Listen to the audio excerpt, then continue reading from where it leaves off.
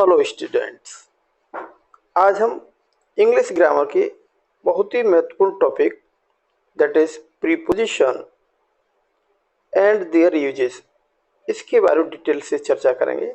जानेंगे कि preposition actually होता क्या है और इसके यूजेस क्या क्या होते हैं।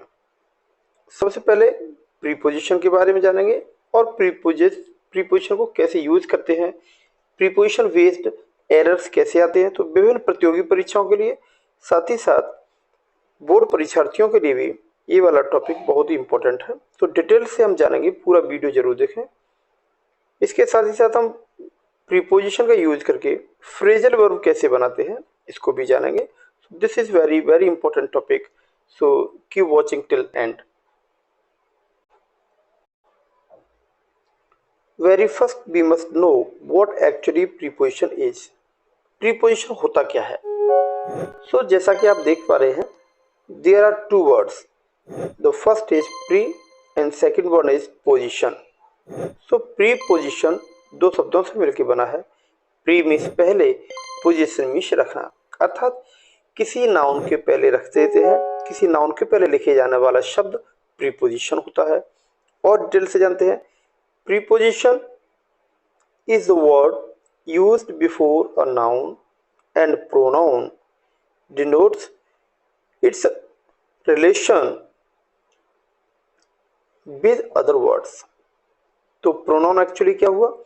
pronoun किसी नाउन के पहले या किसी प्रोनाउन के पहले लिखे जाने वाला एक शब्द होता है और यह शब्द उस नाउन का दूसरे नाउन के साथ या दूसरे शब्दों के साथ रिलेशन बताता है, क्या संबंध है, किस संबंध में कनेक्टेड है, ये सारा डिटेल से समझाता है। So this is very important. In this series we will going to learn this is use of in. सबसे पहले हम इन के बारे में जानेंगे। इन एक प्रीपोजिशन है और इसका अर्थ हिंदी में होता है मैं अथवा भीतर। तो किन किन परिस्थितियों में, किन किन कंडीशन में इनका हम यूज करते हैं, आइए देखते हैं। सबसे पहले हम देखते हैं कि जब स्थिति कोई वस्तु स्थिर अवस्था में हो और किसी के अंदर या भीतर स्थित हो तो हम इनका प्रयोग करेंगे। For example, the book is in the cupboard. तो ये जो बुक है एक कपबोर्ड के अंदर स्थित है, that is why we used in. The book is in the cupboard. Second sentence is, example is, the teachers are sitting in the office। तो जो टीचर जो बैठे हुए हैं ये कैसी पोजीशन में है? स्थिर अवस्था में है और किसी चीज के भीतर यानी ऑफिस के भीतर या अंदर है, तो उस कंडीशन में भी हम इनका प्रयोग करेंगे। तो इनका प्रयोग एक तो स्थिर अवस्था में हो और किसी के भीतर स्थित हो, तब हम इन प्रीपोजिशन का यूज करते हैं। अगली कंडीशन ये भी बहुत इंपॉर्टेंट है, दैट इज बड़े समय को बताने के लिए, यानी इनका प्रयोग समय बताने के लिए भी किया जाता है, लेकिन समय कैसा होना चाहिए? बड़ा, अमाउंट ऑफ टाइम होना चाहिए। जैसे कि आई shall come back in 1 our. यहाँ बहुत ही इंटरेस्टिंग बात है, इसका मतलब हो गया 1 आवर मीन्स कंप्लीट 1 आवर, 1 घंटा पूरा खर्च करने के बाद मैं लौटूंगा। इसका सेंस हुआ कि जो समय की सीमा है, समय की सीमा के बाहर तक इसको बताते हैं। जैसे 1 घंटे में लौटूंगा, इसका मतलब 1 घंटा पूरा खर्च करने के बाद। एक और एग्जांपल से जानते हैं, I shall finish the course in next 2 month. यहाँ इनका सेंस है next 2 month means complete 2 month, अगले 2 पूरे महीने खर्च करने के बाद वो कोर्स खत्म होगा। तो इसका मतलब है कि 2 महीने कंप्लीट इसमें खर्च हो जाएंगे। सो इस कंडीशन में भी हम इनका प्रयोग करते हैं। तो ऐसे ही अगर बड़ा समय बताना हो तो बड़ा समय बताने के लिए भी हम इनका प्रयोग करते हैं। जैसे बड़े स्थानों को बताने के लिए भी इनका प्रयोग किया जाता है। बड़े स्थानों का मतलब to show big places. Yes, it means जैसे we live in India, India is bigger place. India शब्द बहुत बड़ा स्थान है, अगर हम किसी दूसरे देशों में कंपेयर करेंगे तो India is a big place. So इनका प्रयोग हम बड़े सेंस में करेंगे। एक और एग्जांपल से आप समझेंगे, Rohit lives in Uttarakhand. Uttarakhand is the name of the complete state, एक स्टेट का नाम है। तो ये इन बड़े स्थान को शो करने के लिए हमने इसका प्रयोग किया है। My father in law lives in Mumbai. अब मुंबई एक शहर का नाम है और शहर ये बहुत बड़ा शहर है, इसका मतलब इसके पहले भी हम इनका प्रयोग करेंगे। तो इनका प्रयोग स्थिर अवस्था में भीतर होने के लिए, समय की सीमा पर और बड़े समय को बताने के सेंस में भी, बड़े स्थान को बताने के समय सेंस में भी हम इसका प्रयोग करते हैं। साथ ही साथ हम देखेंगे कि महीने, दिनों, सप्ताह इस प्रकार के अगर नाम बताए जा रहे हो तब भी हम इनका प्रयोग प्रीपोजिशन के रूप में करते हैं। जैसे एग्जाम्पल से जानते हैं, in a week, this is a greater time, बड़ा समय है। तो हम इन अ वीक, इन जनवरी पूरे महीने का नाम है, इन 1942 एक पूरे वर्ष का नाम है, इन दिस मंथ पूरे एक महीने का नाम है, इन विक्टोरियन एज और इन एलिजाबेथन एज। तो इस प्रकार के युगों का समय, पूरे किसी टेन्योर का समय बताया जाए, बड़ा समय बताया जाए, तो उनके पहले हम इनका प्रयोग प्रीपोजिशन के रूप में करते हैं। प्रीपोजिशन वाला चैप्टर, ये लेसन बहुत ही इंपॉर्टेंट है। विभिन्न प्रतियोगी परीक्षाओं में अनेक प्रकार के क्वेश्चन पूछे जाते हैं। विभिन्न प्रतियोगी परीक्षाओं के साथ साथ बोर्ड परीक्षाओं के लिए, परीक्षार्थियों के लिए भी ये वाला चैप्टर, ये लेसन बहुत इंपॉर्टेंट है, इसलिए केयरफुल इसको जरूर देख लें। गिरे हुए स्थानों के सेंस में, अर्थात कवर्ड एरिया हो और कवर्ड एरिया में हम मैं के सेंस में इसका प्रयोग करेंगे, तो इनका प्रयोग जरूर किया जाएगा। एग्जाम्पल से जानते हैं, he is sitting in the chair. अब यहाँ बहुत ही इंटरेस्टिंग फैक्ट है, चेयर सर्किल्ड एरिया होता है, उसके दोनों तरफ हैंड्स होते हैं, तो इसीलिए चेयर पर जब हम बैठते हैं तो इन लगाते हैं। यहीं अगर हम बेंच पर बैठते हैं तो बेंच के पहले हम ऑन का प्रयोग करते हैं। बेंच, क्योंकि बेंच ओपन होती है, this is why in a for chair and on for the bench, this is greater difference. ऐसे ही बहुत ही इंपॉर्टेंट यूज है, दैट इज इनटू।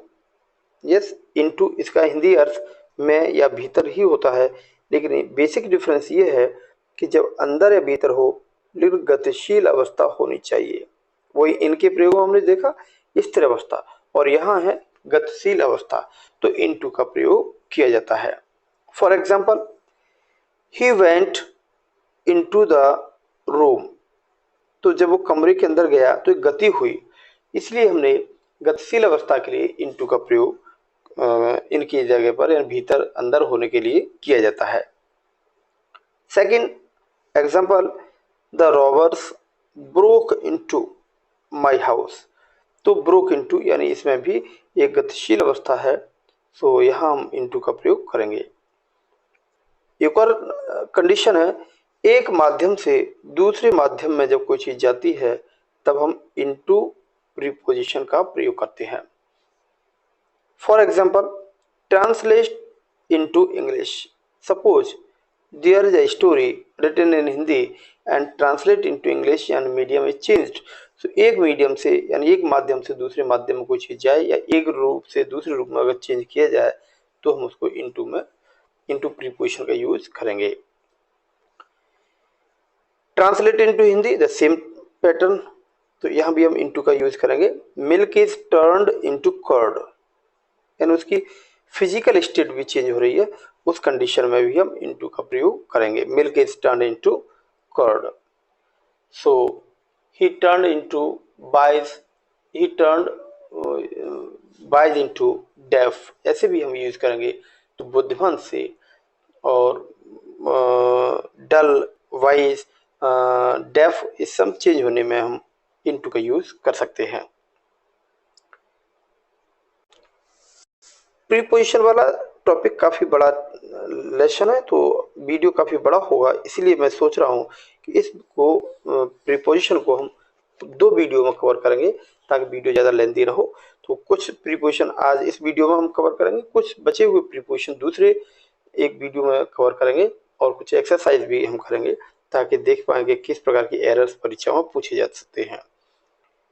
नेक्स्ट क्रम में है, this is use of on. On का प्रयोग कब करते हैं? ऑन का हिंदी अर्थ होता है सतह के ऊपर लेकिन स्पर्श नहीं करते हुए। बहुत इंपॉर्टेंट चीज़ है कि हम स्पर्श नहीं करेंगे, सतह के ऊपर होंगे, सॉरी स्पर्श करते हुए, सतह के ऊपर लेकिन स्पर्श करते हुए उस कंडीशन में ऑन का प्रयोग किया जाता है। For example the book is on the table, यानी बुक टेबल पर स्थिर अवस्था में और उसको स्पर्श कर रही है, इस कंडीशन में हम ऑन का प्रयोग करेंगे। He is sitting on the bench, अभी अभी मैंने इस प्रकार के एक एग्जाम्पल और बताया था। बेंच एक ओपन स्पेस है और उसके ऊपर बैठे हुए हैं, तो उस सरफेस को टच करते हुए, तो in that case use on as a preposition. He is riding on horseback, horseback, horseback पर जब आप बैठे हैं तो उसको स्पर्श कर रहे हैं, टच करते हैं, that is by use always preposition on. तो on preposition this is very important. इसके अलावा भी इसकी कुछ कंडीशंस हैं, क्या, जैसे समय बताने वाले शब्द यानी टाइम एक्सप्रेसिंग वर्ड्स के साथ भी इसका हम यूज करते हैं, जैसे on Monday, on evening, on Friday morning. इस प्रकार से टाइम एक्सप्रेसिंग वर्ड्स के साथ भी हम इसका प्रयोग ऑन प्रीपोजिशन का प्रयोग करते हैं। This is very important. So अभी हमने इन, इनटू और ऑन का प्रयोग समझा। इसी के क्रम में this is very important, that is onto, use of onto. Onto का प्रयोग कैसे करते हैं, यह भी ऑन का ही एक चेंज रूप है। जिस प्रकार से इन और इनटू में फर्क है, वैसे ऑन और ऑन टू में भी बेसिक डिफरेंस है। यानी ऊंची सतह से नीचे की सतह पर जब आते हैं और सतह को स्पर्श करते हैं, उस समय हम ऑन टू प्रीपोजिशन का प्रयोग करते हैं। जैसे एग्जाम्पल से जानते हैं, यानी ऊंची सतह से नीची सतह की तरफ आएंगे तो क्या करेंगे, ऑन टू प्रीपोजिशन का प्रयोग किया जाता है। For example the passengers stepped onto the platform, यानी वो रेलगाड़ी से प्लेटफार्म पर कदम रखते हैं, उन दैट केस ऑन टू का प्रयोग किया जाएगा। एक और एग्जाम्पल से देखते हैं, the old women put her foot onto lower steps. So you can see lower steps, यानी अपर स्टेप से लोअर स्टेप पर जब कदम रखा तो ऊपर की सतह से नीचे की सतह को स्पर्श करते हैं, उस कंडीशन में हम ऑन की बजाय ऑन टू प्रीपोजिशन का प्रयोग करते हैं। तो this is very basic difference, very important also. Next preposition, this is very important again, this is use of at. At का प्रयोग हम कब करते हैं, जिस प्रकार से इनका प्रयोग हम छोटे बड़े स्थान बताने के लिए करते थे, बिल्कुल ठीक अपोजिट एट का प्रयोग हम छोटे स्थानों को बताने के लिए करते हैं। जैसे ही lives at Bagherua in Mainpuri, you can see this is name of village, Bagherua is the name of the village but Mainpuri is name of the district. So comparison किया जाएगा तो बघेरुआ छोटा स्थान है, उससे पहले हम एट लगाएंगे, लेकिन इन चूंकि मैनपुरी से पहले लगाया है तो बघेरुआ के कंपैरिजन में मैनपुरी थोड़ा बड़ा स्थान है, तो यहाँ हम इन लगाएंगे और बघेरुआ से पहले हम एट लगाएंगे। तो this is name of the village. तो this is a basic difference when we use both at and in. At और इन का यूज करते हैं तो हम जानते हैं कि which number is greater and which one is smaller one. छोटा स्थान कौन सा, बड़ा कौन सा है, इससे हम पता चल जाता है। For example at the platform, right, at the railway station, they are very small places in comparison to the city. किसी शहर के अंदर प्लेटफार्म रेलवे स्टेशन होते हैं, अतः शहर की कंपैरिजन में छोटे स्थान है, इनसे पहले भी हम एट का प्रयोग करते हैं। इसके अलावा समय जब बताया जाए, समय छोटा हो और वो बजे का समय बताया जा रहा हो, उस कंडीशन में भी हम उससे पहले एट प्रीपोजिशन का प्रयोग ही करते हैं। For example at 10 o'clock, yes, at 12 o'clock। इस प्रकार के टाइम बताने वाले एक्सप्रेसिंग वर्ड्स हैं, उनके पहले हम एट प्रीपोजिशन का प्रयोग करते हैं। Use of between, this is very important. Generally question in competitive examinations as well as in board examinations, question are generally asked from this term, that is between. between से related कई question विभिन्न प्रतियोगी परीक्षाओं में पूछे जाते हैं। इस चैनल के माध्यम से आपको यूपी टीजीटी पीजीटी की कंप्लीट कोर्स प्रोवाइड किया जा रहा है। विभिन्न प्रतियोगी परीक्षाओं के लिए, सभी प्रतियोगी परीक्षाओं के लिए इंग्लिश का कंप्लीट सॉल्यूशन इस चैनल पर उपलब्ध है। सो इसको आप पूरा कंप्लीट वीडियो देखें, और if you like this is useful for you, then keep share, subscribe, and your comments are also very important for me, so keep comment. Between का प्रयोग बीच में तब करते हैं जब इसका अर्थ बीच में हिंदी के अर्थ में होता है, लेकिन कब, जब दो व्यक्ति या वस्तुओं के बीच में कोई चीज बताई जा रही हो तब हम बिटवीन का प्रयोग करते हैं।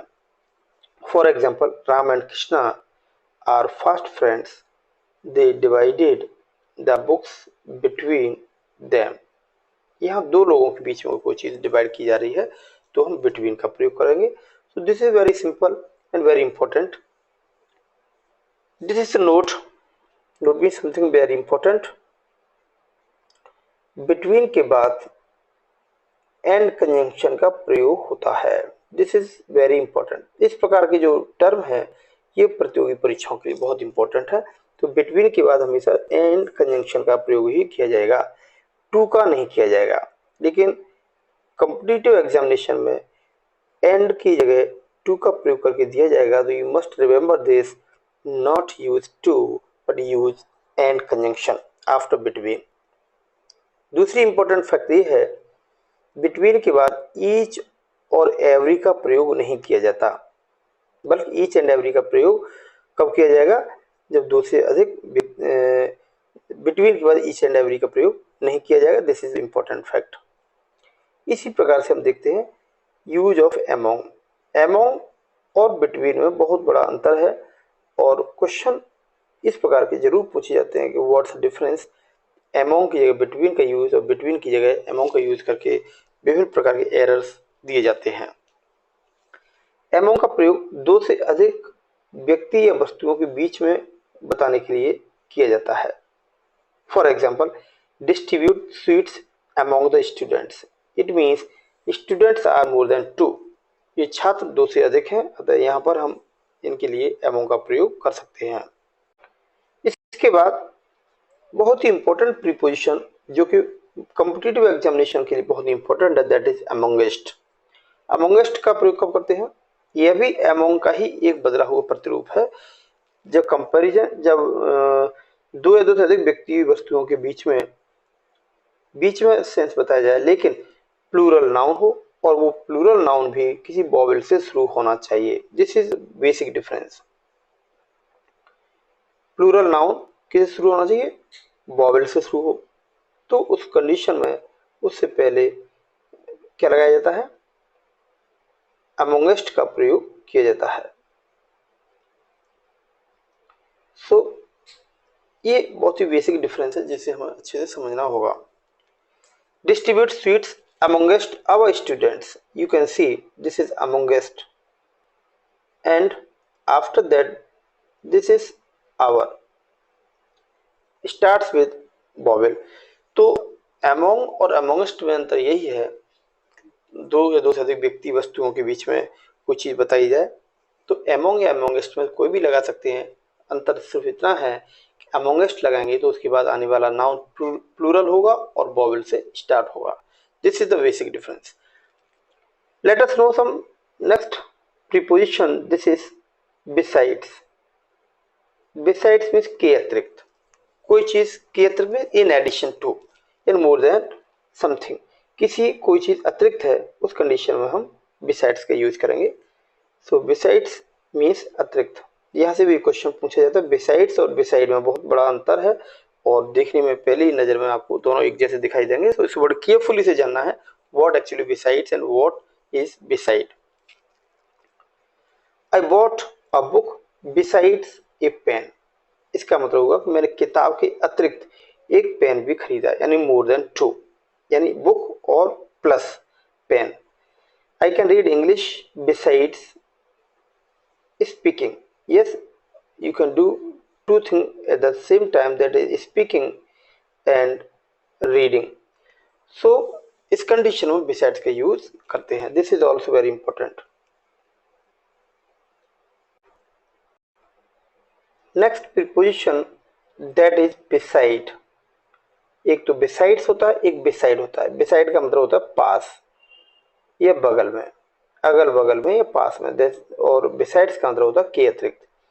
she is sitting besides her cousin, इन अपने कजिन के बगल में बैठी है, तो यह हम बिसाइड का यूज करेंगे, बिसाइड्स का नहीं करेंगे। This is basic difference, so you must know that very carefully.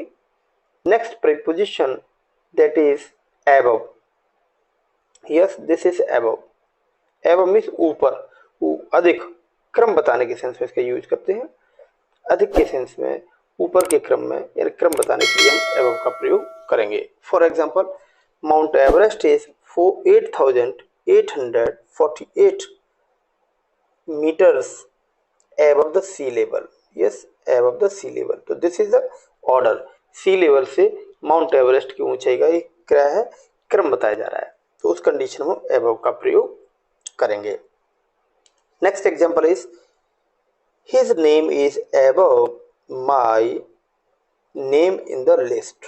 Yes, list में उसका नाम मेरे नाम से ऊपर है, तो दिस इज द ऑर्डर। क्रम बताने के लिए हम इसका यूज करते हैं। इसके अलावा दूसरा preposition, that is over. Use of over. Over का मतलब भी ऊपर, के ऊपर। क्या किन परिस्थितियों, किन कंडीशन में इसका हम यूज करते हैं? सतह को स्पर्श किए बगैर, सतह को स्पर्श नहीं करे, विदाउट टचिंग द सरफेस। कोई चीज जो सरफेस को टच नहीं करे और ऊपर बताया जाए, जैसे aeroplane is flying over my head, it means this is right over, सिर के ठीक ऊपर है लेकिन स्पर्श सतह को नहीं करेगा। इस कंडीशन में ओवर का प्रयोग करते हैं। कुछ और इंपॉर्टेंट यूज इसके हैं। इसका प्रयोग से अधिक, यस, से अधिक के रूप में कोई भी कंडीशन हो, कोई भी इस प्रकार का यूज हो कि से अधिक बताया जाए, तो उस कंडीशन में हम ओवर का प्रयोग प्रीपोजिशन के रूप में करते हैं। For example,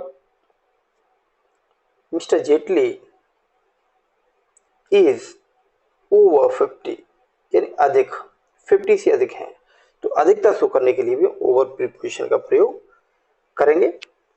there are over 50 students in the class. Over 50, it means 50 से ज्यादा है। Over, yes, in that case use preposition over. So कुछ ऐसे वर्ड्स भी हैं जिनका प्रयोग हम ओवर का यूज करके बना सकते हैं। ओवर ईट या overeat, yes, overeat, right, overwise, overdraw, overcrowd. इन सब का मतलब अधिक सेंस जोड़कर, जैसे ओवर ईट आवश्यकता से अधिक खाना, ओवर वाइज आवश्यकता से अधिक बुद्धिमान होना, ओवर ड्रॉ जरूरत से ज्यादा यानी आवश्यकता से ज्यादा धन निकासी कर लेना, ओवर क्राउड यानी बहुत ज्यादा भीड़ होना, यानी आवश्यकता से ज्यादा कोई काम होता है, उस कंडीशन में भी हम ओवर का प्रयोग करते हैं। इसका प्रयोग समाप्त होने के अर्थ के रूप में भी किया जाता है। समाप्त होने के अर्थ के रूप में प्रयुक्त किया जाता है, जैसे गेम इज ओवर या class is over, yes, this lesson is over. इस प्रकार के सेंटेंस हम बोलेंगे। ओवर का सेंस फिनिश और end of something.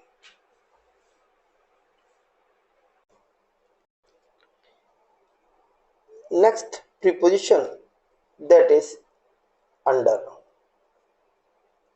Under means नीचे, अर्थात अंडर का मतलब नीचे, लेकिन कब यूज करेंगे?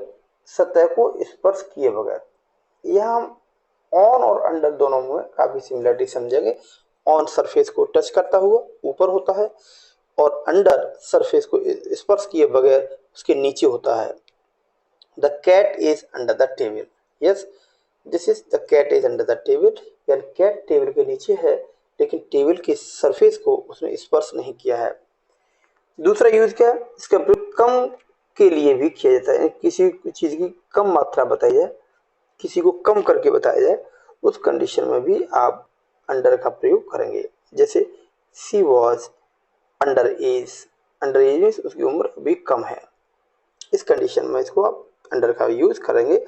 She had rupees under 500, it means 500 से कम है। अंडर 500 मीन्स 500 रुपये से कम है। तो इस प्रकार से हमने देखा अंडर का प्रयोग कैसे करते हैं। इसके अलावा important preposition, that is beneath. So students, many time I told you the same word. Complete solution for English grammar one by one, topic wise I am covering in different videos पूरी grammar को सारे topics one by one सारे topic wise मैंने cover किया है और जो शेष टॉपिक्स हैं उनको भी मैं कवर करूंगा। तो ग्रामर के कंप्लीट सॉल्यूशन के लिए चाहे आप कॉम्पिटिटिव एग्जामिनेशन की तैयारी कर रहे हो या किसी बोर्ड परीक्षार्थी हो, आप इस वीडियो को जरूर देखें। तो अगला preposition that is beneath. Beneath का अर्थ होता है नीचे, लेकिन इसका अर्थ भी सतह को स्पर्श किए बगैर के सेंस में बीनीथ का प्रयोग किया जाता है। जैसे कि the saint is sitting beneath the tree, साधु पेड़ के नीचे बैठा हुआ है, तो यहाँ बीनीथ का यूज करेंगे। तो अंडर और बीनीथ में अगर देखा जाए तो वो बहुत बड़ा अंतर नहीं है। बीनीथ केवल क्रम बताने के सेंस में होता है और अंडर कम बताने के लिए, सतह को स्पर्श किए बगैर नीचे बताने के लिए किया जाता है। इसके अलावा important preposition that is behind. Behind का मतलब पीछे। Sohan is hide himself behind his mother. Sohan ने अपने आप को अपनी माँ के पीछे छुपा लिया। इस कंडीशन में हम बिहाइंड का प्रयोग एक प्रीपोजिशन के रूप में करेंगे जिसका अर्थ होता है पीछे या किसी ऑब्जेक्ट के पीछे। Next preposition, this is also very very important, that is by. Many questions are generally frame from this preposition. By का अर्थ होता है के द्वारा या से, पास या तक। इतने सारे तरीके के यूज जब होंगे तो हम इसका यूज बाई प्रीपोजिशन का करते हैं। He made his journey by the car, तो in that case use preposition by. उसे कार के द्वारा अपनी यात्रा पूरी की। आई shall come back by tomorrow, यानी मैं कल तक, इन समय को बताने के लिए भी बाई का यूज किया जाता है। I shall come back by tomorrow. I am taught by my uncle, यहाँ जो बाई है ये ऑब्जेक्ट को के द्वारा सेंस में इसका अर्थ किया गया है, के द्वारा। यस, तो पैसिव वॉइस में हम बाई का प्रीपोजिशन का प्रयोग पैसिव वॉइस बनाते समय करते हैं। तो this is very important. By का यूज करके कुछ वर्ड्स हैं जिनका यूज हम डे टू डे लाइफ में करते हैं, थोड़ा उन पर भी एक नजर डालते हैं। So these are the words generally we use preposition by with them, जैसे by cycle, by boat, by taxi, by aeroplane. और भी इस प्रकार की मैंने बहुत एक सूची डाली हुई है, आप इनको स्क्रीनशॉट लिख करके देखें। By scooter, by motorcycle, by helicopter, by ship, by jeep. और भी यूज जैसे हम देखें by order, by cheque, by post, by air, by rail, by road. तो इस प्रकार से आज का वीडियो मैं यहीं समाप्त करूंगा, क्योंकि प्रीपोजिशन का टॉपिक जैसे मैंने पहले ही बताया काफ़ी बड़ा है, एक वीडियो में इसको हम कवर नहीं कर सकते। इसके बाद अगले वीडियो में शेष बचे हुए प्रीपोजिशन और कुछ उनसे जुड़े हुए फ्रेजल वर्ब को भी मैं इसमें रिकॉर्ड करूंगा। तो आप अगले वीडियो को जरूर देखें। सो आज के वीडियो को हम यहीं फिनिश करेंगे, यहीं रुकेंगे। वीडियो अगर आपको अच्छा लगता है तो आप अपने फ्रेंड्स में भी शेयर करें। किसी प्रकार की क्वेरी के लिए आप मुझे कमेंट जरूर करें। So keep comment, stay motivated. Thank you for watching.